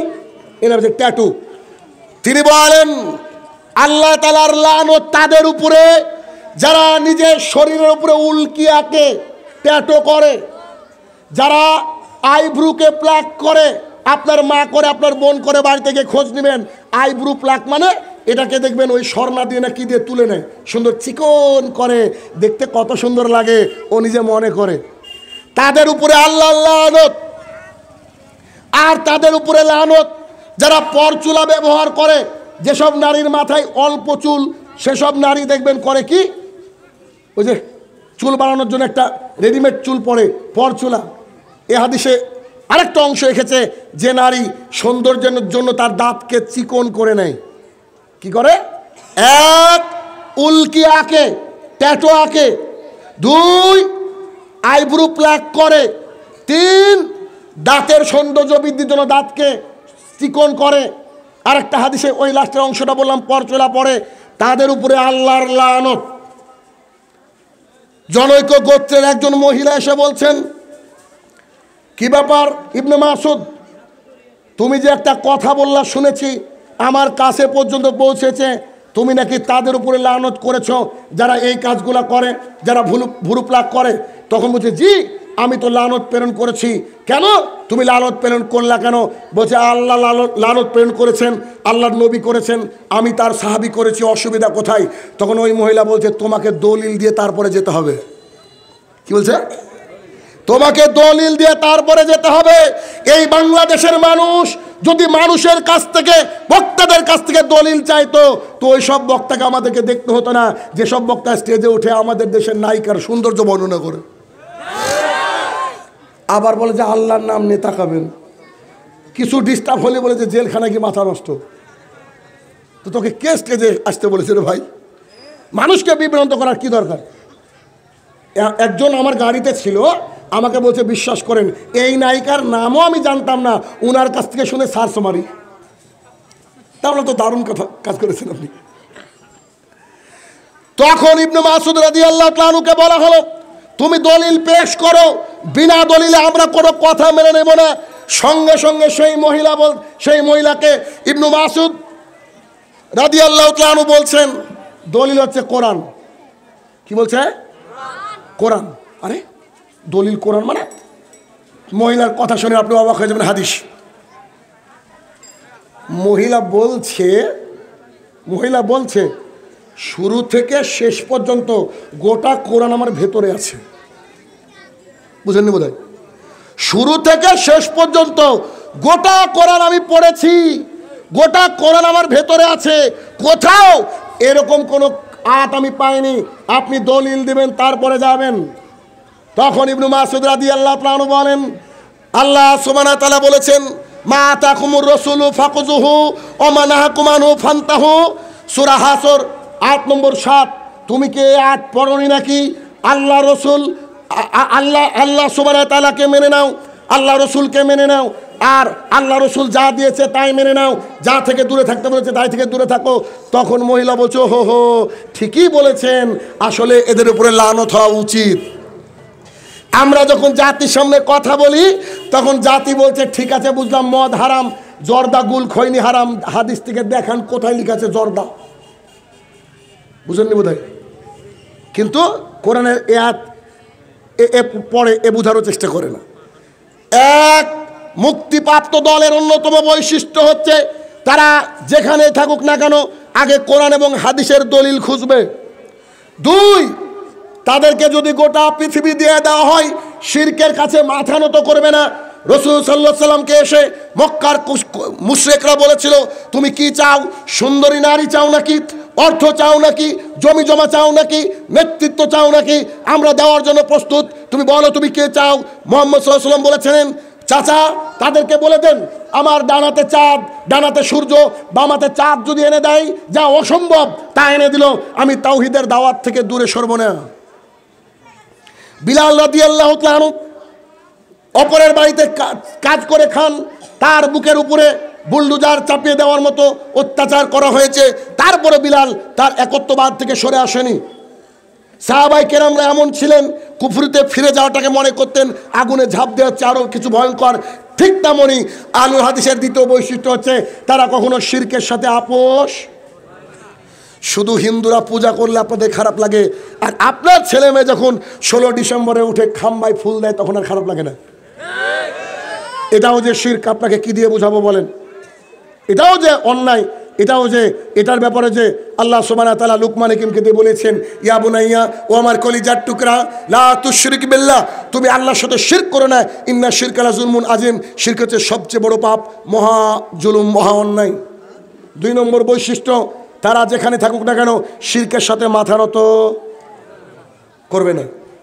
কিছুদিন আগে দেখেননি, গত বছর বোধহয় সম্ভবত কি একটা কোম্পানি আপনাদের দেশের আড়ং কোম্পানিতে চাকরি করতে গিয়ে একটা ছেলেকে বলেছে দাড়ি কাটতে হবে, তো বলেছে তোর চাকরির মুখে লাথি মারি, বেরিয়ে খেয়েছিল, দাড়ি কাটেনি। এ চাহেলা দিকের বাচ্চা। কিছুদিন আগে আসিম মেহতাব বলে একজন ছেলে, একজন স্যার প্রফেসর, শরীফার পাতাকে ছিঁড়ে ফেলে, তোর মনে আছে? এ আহলুল হাদিসের বাচ্চা। তার তরিকা কি বলতে পারবো না, তবে এটুকু বলেছি যে তারা কখনো অন্যায়ের সাথে সাপোর্ট করবে না। 2 নম্বর বৈশিষ্ট্য। 3 নম্বর বৈশিষ্ট্য হলো তারা তাদের মসজিদগুলা ফজরে ফজরে ভরে যাবে। মসজিদ ভরে ফজরে ভরে। আবু হুরায়রা রাদিয়াল্লাহু তাআলা আনহু বলেন রাসূল সাল্লাল্লাহু আলাইহি সাল্লাম বলেছেন মুনাফিকদের কাছে সবচেয়ে ভারী সালাত, ভারী নামাজ হচ্ছে এশার নামাজ আর ফজরের নামাজ। যারা এশাতে যায় না, যারা ফজরে যায় না, যাদের কাছে ভারী মনে হয় তাদেরকে মুনাফিক বলেছেন মুহাম্মদ সাল্লাল্লাহু আলাইহি সাল্লাম। বুরাইদা রাদিয়াল্লাহু তাআলা আনহু বলেন রাসূল সাল্লাল্লাহু আলাইহি সাল্লাম বলেছেন যেই ব্যক্তি, আমাদের আর কাফেরদের মাঝে পার্থক্য হচ্ছে সালাত, যেই ব্যক্তি সালাতকে ছেড়ে দিল ওই ব্যক্তি কাফের, আর যেই ব্যক্তি সালাতকে ধরে রাখলো ওই ব্যক্তি মুসলমান। ওই যে ছোট্ট বাচ্চাটা বক্তৃতা করছিল তার মধ্যে হাদিসটাকে উল্লেখ করেছিল যে আমাদের মাঝে আর তাদের মাঝে পার্থক্য সৃষ্টি করে সালাত। আল্লাহর জমিনে এটা এমন একটা ইবাদত যে ইবাদতের ক্ষেত্রে বদল চলে না। সিয়াম আল্লাহর জামানায় সবচেয়ে দামি ইবাদত। কেন? আবু উমামা বাহিলি রাদিয়াল্লাহু তাআলা বলেন আল্লাহ রাসূল সাল্লাল্লাহু আলাইহি সাল্লাম আপনি আমাদেরকে বলেন আল্লাহর জমিনে সবচেয়ে দামি ইবাদত কি? মুহাম্মদ সাল্লাল্লাহু আলাইহি ওয়াসাল্লাম বলেছে সিয়াম পালন করো, রোজা রাখো। আচ্ছা বুঝলাম, তারপরে দামি ইবাদত কি? বলছে তোমরা সিয়াম পালন করো, রোজা রাখো। আচ্ছা বুঝলাম, তারপরে বলেন দামি ইবাদত কি? তখন মুহাম্মদ সাল্লাল্লাহু আলাইহি ওয়াসাল্লাম বলছে তোমরা সিয়াম পালন করো। সিয়ামের মতো দামি ইবাদত আল্লাহর জমিনে নাই। কি দিয়ে বুঝাবো সিয়াম এত বড় দামি ইবাদত? আপনার বয়স হয়েছে, আপনি রোগগ্রস্ত, ডাক্তার বলেছে রোগ সারবে না, সামনে রামাদান আসছে মার্চ মাসে, এখন এই রামাদানের সময় আপনার রোজা থাকা লাগবে না, আপনি করবেন কি? ফিদিয়া দিবেন, ভিখারি মিসকিনকে 1-1.5 কেজি করে চাল দিয়ে দেবেন, রোজা আপনার। হজ করার জন্য বুড়ো বয়সে টাকা হয়েছে, হুইল চেয়ারে করে চলেন, চলার ক্ষমতা রাখেন না, একজন ব্যক্তিকে 8 লাখ টাকা দিয়ে দেন, তিনি যদি হজ করেন আপনার পাসপোর্ট না থাকলেও আপনার হজ হয়ে গেল। মুহাম্মদ সাল্লাল্লাহু আলাইহি ওয়াসাল্লাম এটাই বলেছে সালাতের ব্যাপারে। আব্দুল্লাহ ইবনে উম্মে মাকতুম রাদিয়াল্লাহু তাআলা আনহু বলেন, আল্লাহ রাসূল, আমি অন্ধ মানুষ, আমাকে মসজিদে ধরে নিয়ে আসবে এমন লোক নাই, আপনি আমাকে বলেন না যে বাড়িতে আমি সালাত আদায় করি। তখন মুহাম্মদ সাল্লাল্লাহু আলাইহি ওয়াসাল্লাম বলছে, তুমি কি আজান শুনতে পাও? তো জি পাই। তো বলছে তোমাকে মসজিদে আসতে হবে। কে কে কে কজন অন্ধ আছে এলাকায়? কেউ অন্ধ আছে? প্যারালাইসিস? তো তাহলে মসজিদ ভরে না কেন? বলেন, মসজিদ কেন ভরে না? নিজের লজ্জা লাগে না? এই দুটো পাকে আল্লাহ থামিয়ে দিতে পারে, এটাকে আপনি বুঝেন না? এই বছরের সফরে, এবছরের সফরে রংপুর একটা মাহফিল, একজন ব্যক্তি একটা ডেট নিল, বাস্তবতা দেখায়। একজন ব্যক্তি আমার একটা ডেট নিল, ডেট নেওয়ার কিছুদিন পর আমাকে ফোন করে বলছে, আপনার কি ভিসা হয়েছে? যেমন আজকের মাহফিল নিয়ে টেনশনে ছিলেন কি ছিলেন না? কমিটিরা খুব টেনশনে থাকে, কেন বলেন তো? আজকে আপনাদের এখানে আসছি, কালকে প্রোগ্রাম আছে রানীর বন্দর, চিরির বন্দর। তা আমাকে বলছে আপনি একটু মাগরিবের নামাজ ধরে নিছে। তাহলে কেন ভাই? বলছে আমরা বুঝেন না, ভারতের বক্তা নিয়েছি, যদি বাইচান্স কোনো কারণে না আসেন তো পাবলিক আমাদেরকে বাস দিবে। আসলে তো তাই, পাবলিকও চাপে থাকবে। আজকে আমি এখানে কথা দিয়ে যদি না আসতাম, ভালো ভালো লোকগুলাকে গালি দিতেন আপনারাই। বলেন, দিতেন না? কি বলতেন? ও শালারা শয়তান, বলেই নি মনে হয় বক্তাকে, ও জানি না মনে হয়, এই কথা এভাবে বলতেন কি বলতেন না? আমি তো চিনি না, পাবলিক তো চিনি। তো সবাই চাই, সবার মধ্যে একটা চাওয়াটা কি? যে আমরা সঠিক সময় যেন ওখানে পৌঁছাই। আমাকে ফোন দিয়ে বলছে আপনার কি ভিসা হয়েছে? ভিসার একটা কপি নিয়ে পাঠিয়ে দিলাম। ভাই, আল্লাহ জীবিত রাখলে আপনার সাথে সাক্ষাৎ হবে, টেনশন কিসের? ঠিক তার 4 দিন পর মালদা, নাম শুনেছেন মালদা? এ তো এখান থেকে কাছেই তো, তাই না? মালদা, দিনাজপুর। ঠিক আমি ইন্ডিয়াতে পার হওয়ার পরের দিনে আপনাদের এই দিনাজপুর আসতে হবে আমাকে। আমাদের বাড়ি থেকে 350 কিলো রাস্তা। তো এখন আমি যখন মালদা প্রোগ্রাম করে বাড়ি ফিরছি, ফারাক্কা ব্যারেজের কিছুটা আগে ও ভাই একজন মেসেজ করলো আমাকে, মোবাইলটা তুলে মেসেজ দিয়ে দেখছি যে হ্যান্ডবিল থাকে না, জলসার ইস্তেহার, এইটা পাঠিয়ে দিয়েছে। দ্বিতীয় বক্তা যিনার সাথে আমার কথা হয়েছিল, গোল করে লম্বা করে দাগ দিয়ে আমাকে লিখেছে, এই বক্তা আল্লাহর ডাকে সাড়া দিয়ে কিছুক্ষণ আগে চলে গেল। মারা গেছিল উনি, আল্লাহর ডাকে সাড়া দিয়ে চলে গেছেন। তার কত স্বপ্ন ছিল, আমার সাথে বক্তৃতা করবে, আমার সাথে খাবে, একসাথে থাকবে, কথা বলবে, কিন্তু আল্লাহ তাআলা তাকে নিয়ে নিয়েছে। কোনো গ্যারান্টি আছে? আজকে যারা এখানে উপস্থিত রয়েছি, ফজর পর্যন্ত জীবিত থাকবার কোনো গ্যারান্টি আছে কি? এর যদি গ্যারান্টি না থাকে, আমি কত বড় খারাপ মানুষ হলে আল্লাহ সুবহানাহু ওয়া তাআলা এতাতকে বাদ দিয়ে আমরা ফজরে ঘুমিয়ে থাকতে পারি? শোনেন, 5 ওয়াক্ত সালাত আদায় না করলে একজন মানুষ মুসলমান থাকে না। শুধু জুমার দিনে যারা যায় এরা মুসলমানেরা বাটপার, আমার কাছে বাটপার। কেন? পৃথিবীর জমিনে আপনি যেখানে চাকরি করেন, সপ্তাহে 6 দিন ডিউটি, 5 দিন কামাই করে 1 দিন ডিউটি করে বেতন পাবেন? কোম্পানি রাখবে? এত যে আপনি সালাতকে ত্যাগ করেন, আল্লাহ তাআলা কি আকাশ থেকে আপনাকে পাথর পাঠিয়েছে, ভূমিকম্পতে মেরে ফেলেছে? এখনো তো সুস্থ রেখেছে আল্লাহ। আপনাকে আমি কষ্ট দিচ্ছি আর একটু। কেমন? একটু। এই রাস্তা, এটা হচ্ছে আপনাদের গ্রামের রাস্তা। এই রাস্তায় কোনোদিন, যাদের বয়স বেশি হয়েছে তারা উত্তর দিবেন, এই রাস্তায় কোনোদিন কোনো নারী এবং পুরুষকে জেনা করতে, সহবাস করতে দেখেছেন রাস্তার উপরে? দেখেছেন? কিন্তু এলাকায় জেনা হয় কি হয় না? প্রেম হয় কি হয় না? তারা প্রেম করে, জেনা করে কোথায়? গলিতে, চিপায় চাপায়, খুব গভীর অন্ধকারের মধ্যে, চারিদিক জানলা দরজা লাগিয়ে। এই রাস্তার উপরে কাউকে দেখেছেন নাকি মদের বোতল নিয়ে মদ পান করছে? করে না। কিন্তু মদ কি এলাকার লোক খায় না নাকি? খায় গোপনে, ঠেকে বসে, কোনো বারের মধ্যে বসে। মানুষ জেনা করে লুকিয়ে লুকিয়ে, মদ খায় গোপনে গোপনে। তারা কিন্তু ইমানদার না, তাও গোপনে করে।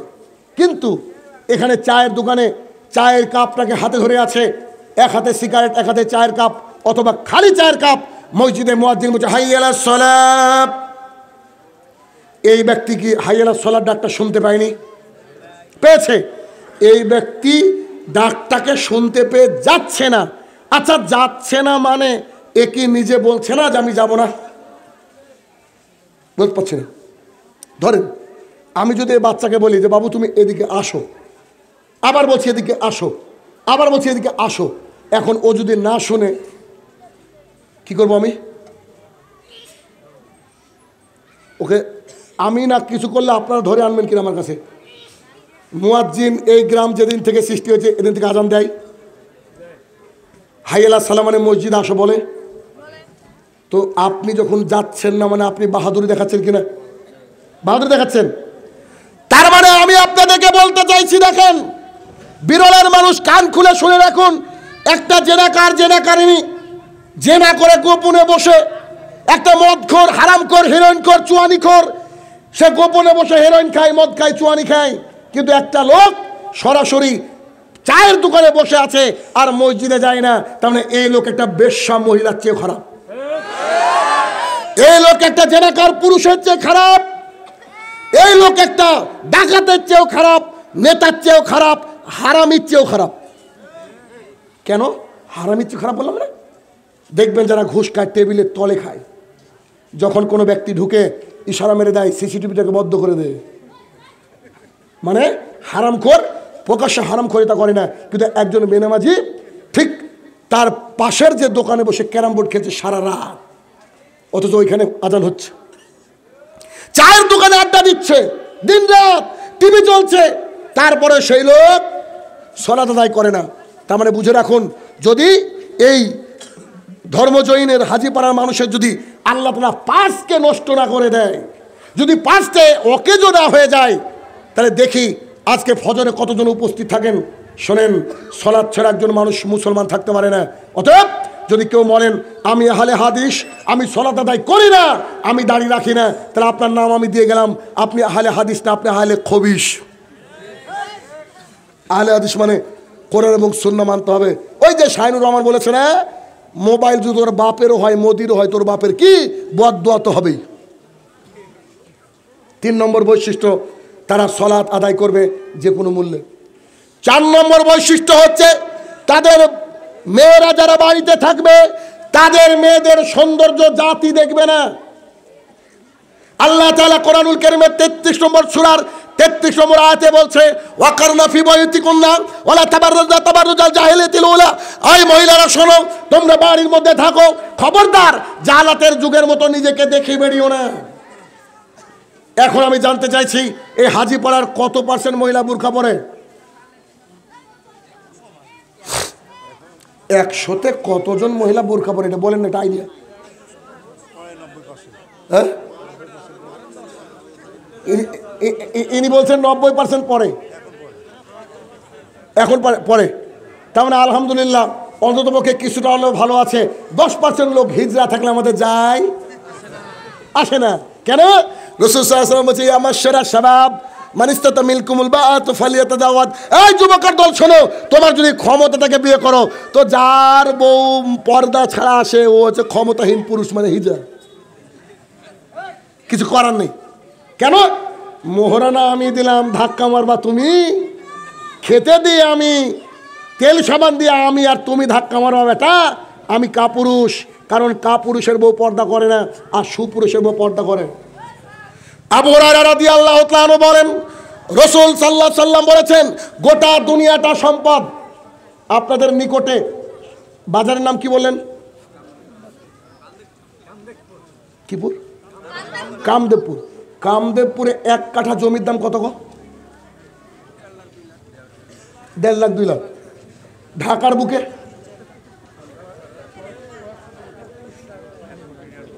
2-3 কোটির নিচে কথাই হবে না। তাই গোটা বাংলাদেশের দাম কত? ক্যালকুলেটর কাজ করবে না, ঠিক না? এবার হাদিস বুঝেন। রাসূলুল্লাহ সাল্লাল্লাহু আলাইহি সাল্লাম বলছেন গোটা পৃথিবীটাতে সম্পদ গোটা পৃথিবীটা হচ্ছে সম্পদ, গোটা পৃথিবীটা সম্পদ, তার মধ্যে সবচেয়ে উন্নততর দামি সম্পদের নাম হচ্ছে আলমারাতুস সলেহা, নেককার বউ। এক কাঠা জমির দাম যদি 4 কোটি টাকা হয়, আল্লাহ রসুল বলছে তোমার বউয়ের দাম পৃথিবীতে সবচেয়ে বেশি। সেই বউকে কি করে পঞ্চায়েতের ষাঁড়ের মতো ছেড়ে দেন আপনি? আছে না হিন্দু ভাইরা কিছু ষাঁড় ছেড়ে দেয় দোকানে, একবার এই ফলের দোকানে কামড় মারে, ওই ফলের দোকানে। তো আপনার বউ কি ষাঁড় নাকি? কেন ছেড়ে দিয়েছেন আপনি? নির্লজ্জ বেহা। আবার নিজেকে বলছেন আমি আহলুল হাদিস। আপনার লজ্জা লাগা উচিত, নাহলে যে পাশে নদী থাকলে মরেন ডুবে। আর যদি তাও না থাকে আমার কাছ থেকে টাকা নিয়ে যাবেন, 20 লাখ টাকা দিব আমি, খেয়ে মরে যাবেন। আপনি কেন আহলে হাদিস? আপনার তো আহলে হাদিস হওয়ার যোগ্যতা নাই। আহলুল হাদিসের মেয়েদেরকে কেউ দেখতে পাবে না, কথা সত্য। সে মহিলা সাজবে তার স্বামীর জন্য, সে যেভাবে খুশি সাজবে, যেভাবে খুশি পোশাক পরবে, অথবা উলঙ্গ থাকবে কার জন্য? তার স্বামীর জন্য। কিন্তু ও যদি বাড়ির থেকে বেরোতে চায় তাহলে কি করবে? পর্দা করবে। পৃথিবীর ইতিহাসে সবচেয়ে বেশি টিকটকার বাংলাদেশেই বেশি। শুনেছি ঢাকার অলিতে গলিতে নাকি নিজের যৌবন বিক্রি করে একটা মহিলা এক রাতে নাকি 20,000 30,000 টাকা কামায়। এমনও যৌনকর্মী আছে, বেশ্যা পতিতা মহিলা আছে, কিন্তু যারা টিকটকে টিকটক করে তারা শুধু লাইক আর কমেন্টের বিনিময়ে যৌনতা বিক্রি করে। কত বড় নির্লজ্জ! অথচ বলে আমরা শিক্ষিত নারী। ছি ছি ছি, তুমি বলে শিক্ষিত নারী, তোমার লজ্জা করে ডুবে মরা উচিত। এই নারী শিক্ষিত হতে পারে না, এই নারী মুসলমান হতে পারে না। কেন? মুসলমানদের মহিলাদের এত বেশি দাম, এত বেশি দাম, পৃথিবী বিক্রি করলে অত দাম হয় না। আবু হুরায়রা রাদিয়াল্লাহু তাআলা আনহু বলেন, রাসূল সাল্লাল্লাহু আলাইহি সাল্লাম বলেছেন, 2 শ্রেণীর মানুষকে আমি দেখিনি, তারা তো জান্নাতে যাবে না, জান্নাতের গন্ধ পাবে না। জান্নাতের গন্ধ পাওয়া যায় 40 বছরের দূরের রাস্তা থেকে।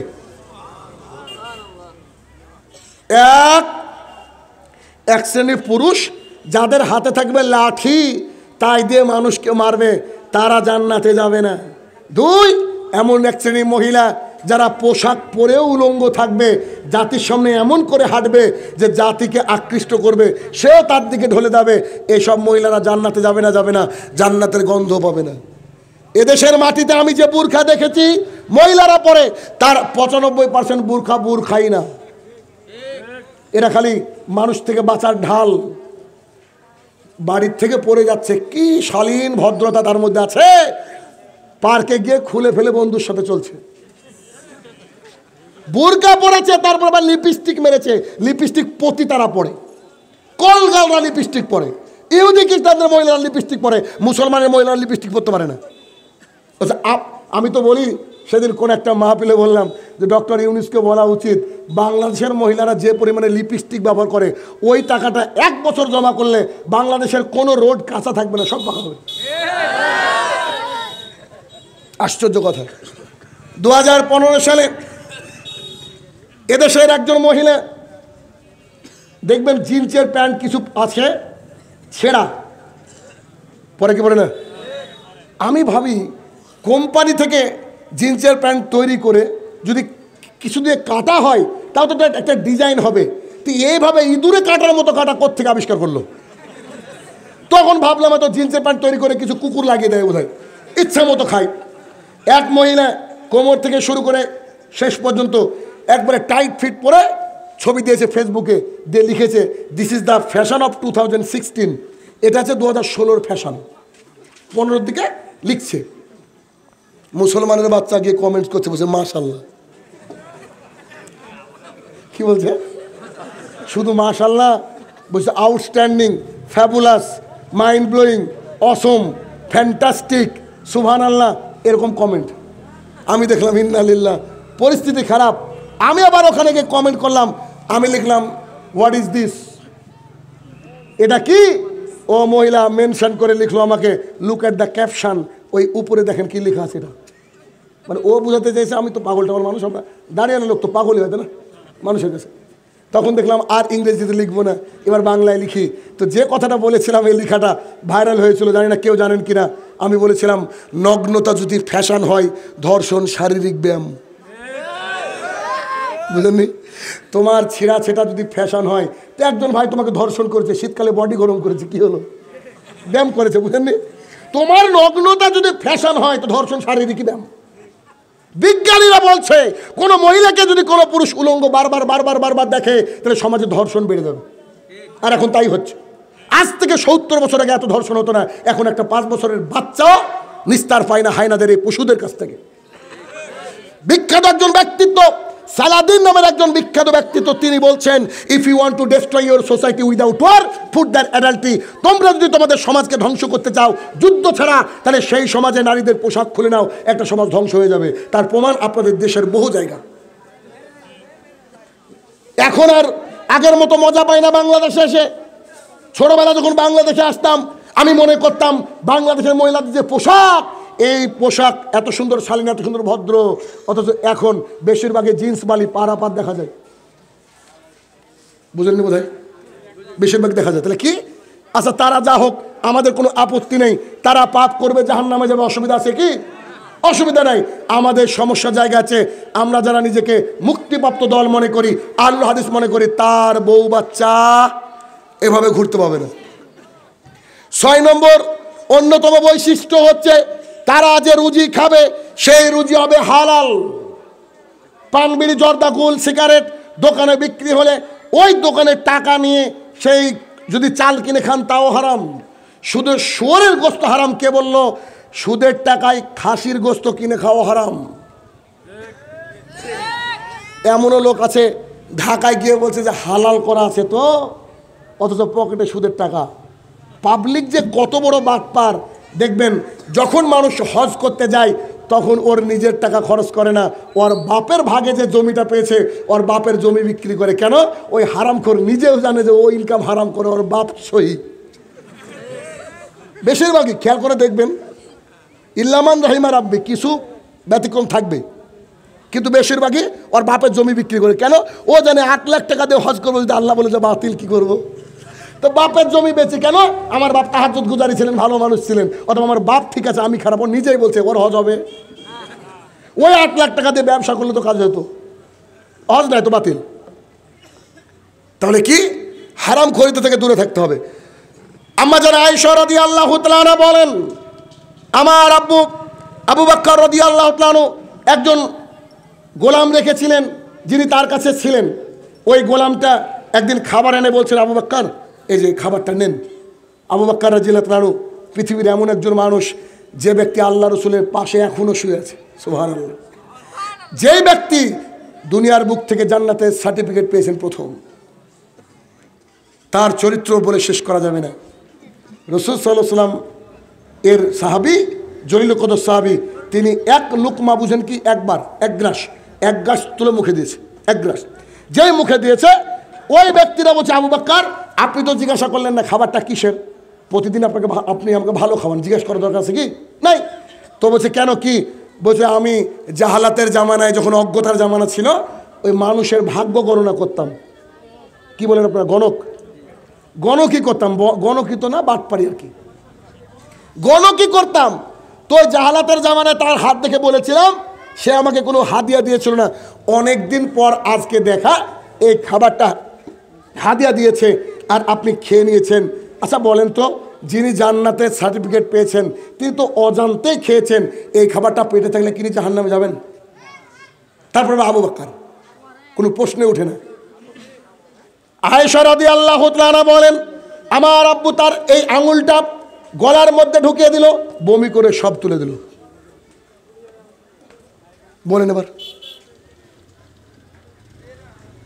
আর আপনি মসজিদে আল্লাহ রসুল বলেছে তোমরা খবরদার কাঁচা পেঁয়াজ কাঁচা রসুন খেয়ে যেও না, আর আপনি আল্লাহু আকবার রুকু করেছেন আর আজিজ বিড়ি পড়ে গেছে ছবি সহ, ওর উপরে আপনি রুকু সেজদা করছেন। আছে না নাই?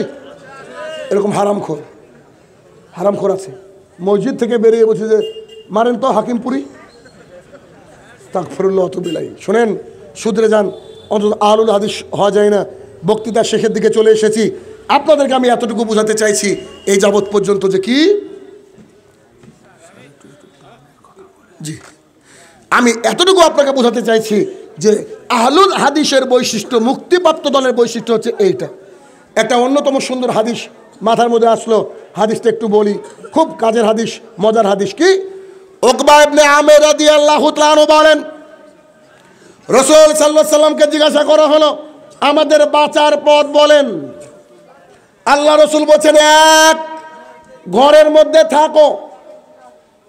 দেখবেন ঘর থেকে বাইরে বেরালেই যে না, ঠিক না? মানুষের সাথে দু কথা, গীবত। ঘরের মধ্যে থাকো, বেশি বেরোনোর দরকার নেই। দুই, এটা জিহ্বা, জিভকে কন্ট্রোল করো, সব কথা বলতে চাইও না, দরকার নেই, চুপ থাকো। তিন, নিজের পাপের জন্য বসে বসে কাঁদো, এটা হচ্ছে মুক্তির রাস্তা, আর কিছু না। মাত্র তিনটে কাজ। কি? বিনা প্রয়োজনে বাড়ির থেকে বেরোনোর দরকার নেই, বাজারে আড্ডা দেওয়ার দরকার নেই, চা খেতে চাইলে বউকে বলতে হবে স্পেশাল চা বানাও, ব্যাস ঝামেলা শেষ। সবজি বাজার করতে যেতে হবে, তাই বাধ্য করে নিয়ে সবার বাড়িতে। দুই, মুখটাকে কন্ট্রোল করতে হবে।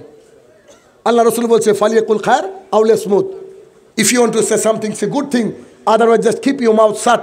তোমাদেরকে যদি কিছু বলতে হয় ভালো বলো, নাহলে চুপ থাকো। চুপ থাকাটা ইবাদত। সবাই চুপ থাকতে পারে না, যারা ফেসবুকে আছেন তারা বুঝতে পারেন, সবাই চুপ থাকতে পারে না। তিন, নিজে যে পাপ করেছো পাপের জন্য কাঁদো। এই এখানে আমরা যারা উপস্থিত রয়েছি, আমরা যে জান্নাতে যাবই গ্যারান্টি, এরকম বলতে পারবো কেউ? এখন যদি মালাকুল মত আমাদেরকে এসে নিয়ে যায়, যদি কথা বলার সুযোগ দেয়, আমরা কি কেউ বলতে পারবো নাকি এখন বললে গ্যারান্টি জান্নাতি? পারবো? ভাইরা আমার শোনেন, পৃথিবী থেকে যে কোনো মুহূর্তে চলে যেতে হবে, এ কথাই সত্য।